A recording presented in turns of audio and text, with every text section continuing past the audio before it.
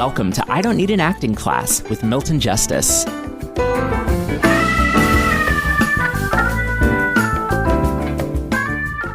What fascinates me about Strindberg so much, and I didn't realize how much it fascinated me till we started this, is how difficult it is being a human being and how complicated it is. I mean, really complicated. And the whole concept of an inner conflict is really huge. This was a note. You love and go out, but you're withdrawn.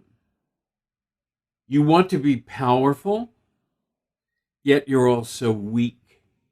You want to be married, but you want to be free. It's just the whole idea. And when we do good plays, there are elements of that no actors explore.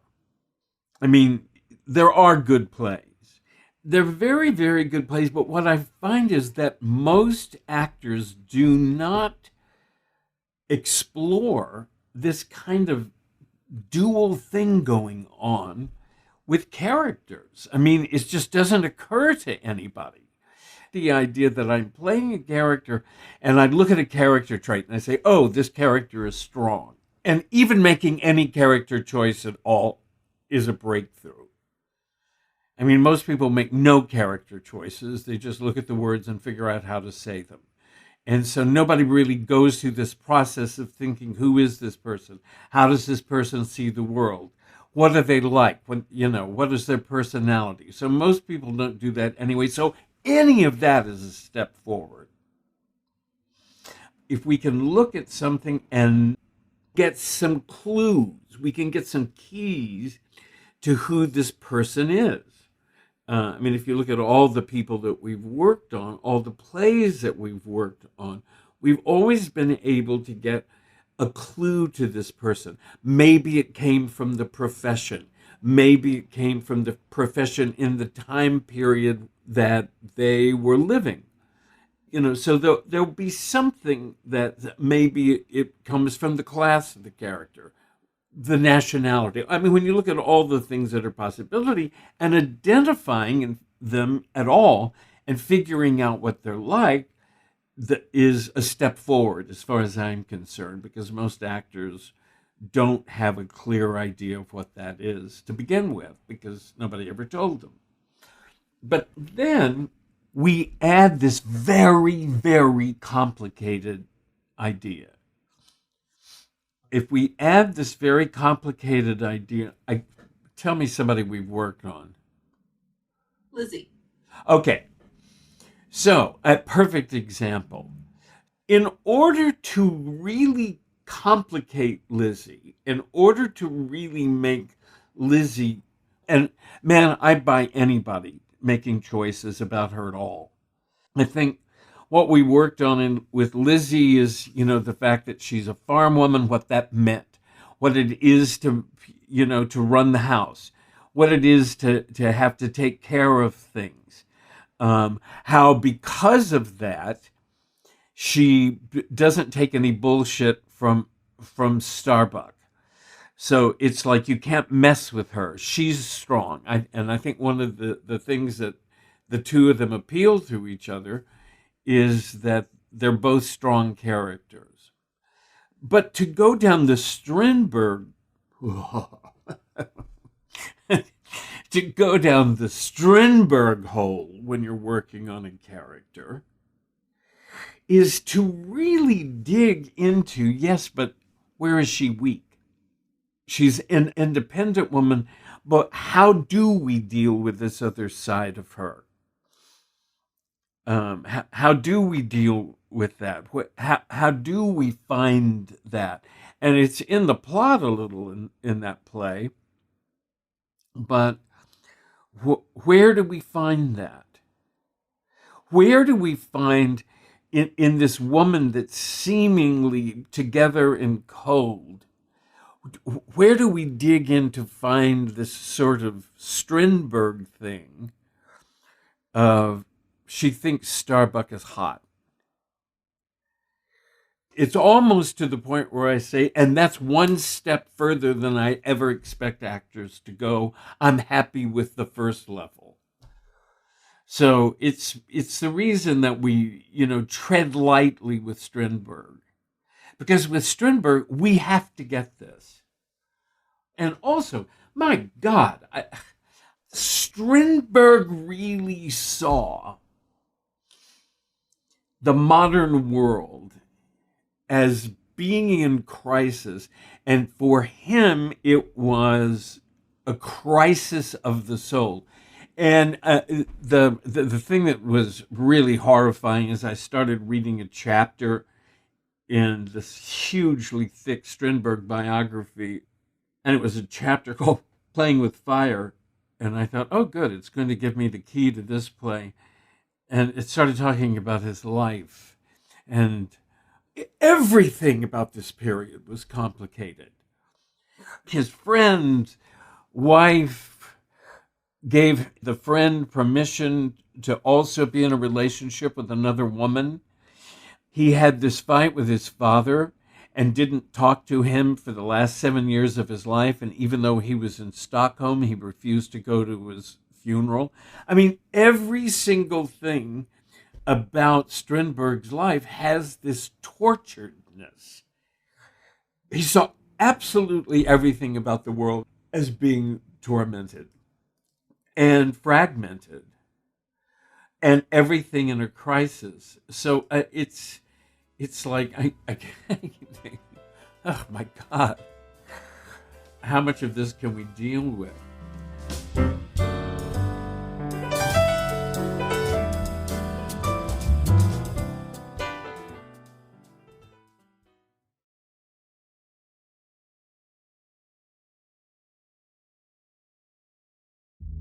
Build a routine with Ollie that supports your wellness needs, like getting your daily vitamins and minerals with Ollie's multi-gummies, or keeping your mood upbeat with all the vitamin D in Hello Happy.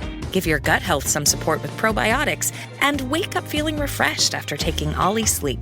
Do wellness on your terms. Find Ollie at a Walmart or Target near you or at ollie.com. These statements have not been evaluated by the Food and Drug Administration. This product is not intended to diagnose, treat, cure, or prevent any disease. He was very, very big in understanding two huge areas. Characters that are represented by their sex and characters that are represented by their class. Now, that's really interesting, I think, in the play that we're working on. He does have this artist class. And so what we have are Kirsten and Newt, who are of this kind of class, all these very, very wealthy people that have nothing to do, and they're bored, and they have no lives, and they go to a tennis club, and and then they have this artist class. Now, the artist class is very interesting, and I think people are always interested in the artist class. Maybe not in Hollywood, but in many places, people are fascinated with those of us who do what we do. They're so fascinated that the fact that we may not have a lot of money doesn't bother them because we're so fascinated. They're fascinated with how tortured he is. They're fascinated with his problems. I mean, of course, it's loosely autobiographical, but I mean, Strindberg went through this period where he was considering suicide. And he got on a boat from Stockholm to Germany, or from Sweden to Germany, and couldn't do it. He abandoned ship on this island and was considered, it's just like, he went insane. His life around him made him insane. And he sort of comes to the table with this violent insanity in his life. I was going to read a chapter of the book, and I started reading it. I thought, oh, my God. It's raining in New York today. I can't read a chapter of this book. It's too depressing. And just to bring up the point that I brought before, people trapped by themselves, it makes you look at things and say, are people trapped by the society they live in, which is Ibsen, or are they trapped by themselves, which is Strindberg? And that exploration is both huge and useful. And no Strindberg character thinks he can get out of the trap. I mean, that is such an, I think, is such an interesting thing to go into it with. Why? Why do they think they can't get out of the trap? They don't see a way out. They don't see a way out. Here's the thing that, and maybe this comes from Strindberg's own relationship to himself, that he saw himself in these kind of circumstances, and that knowing you cannot control what you think, knowing that you can't control what you feel trapped by it, and you see no way out. Which is kind of a nice way to come around to one of the first themes you talked about with us when you started class last year, is that change is hard. Mm-hmm. Yeah. Yeah. And there's no solution. And there's no solution. Well, that's Because really once the you issue. do get out of it, you're still getting into something else, and that's going to cause more inner turmoil and conflict because now you're guilty or you're this or that. And you But can't also you can't, and I just don't think you can. It's a part of their character, I'd say. It's part of who they are. That's why they don't see the way out, because they bring that wherever they go, whatever they. Well, whatever I'll they tell get you into. something. Okay, so this is a question, and it does all kind of go together.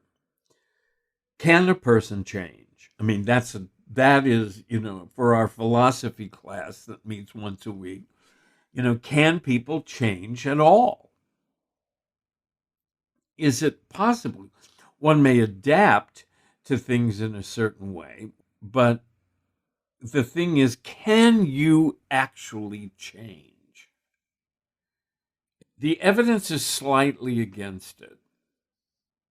Agreed. Yeah. I think what we have to get to play these characters is what is going on way, way, way down. It's like Sharon Carnegie said when this class started and we had this discussion a year ago. She said, "Oh, my God, you are going down. You are going down that rabbit hole of acting when you're asking questions like that, because we're trying to figure out what is going on." And it all gets down to the torment of a person's soul. And you have to understand the difference between a plot problem and a soul problem.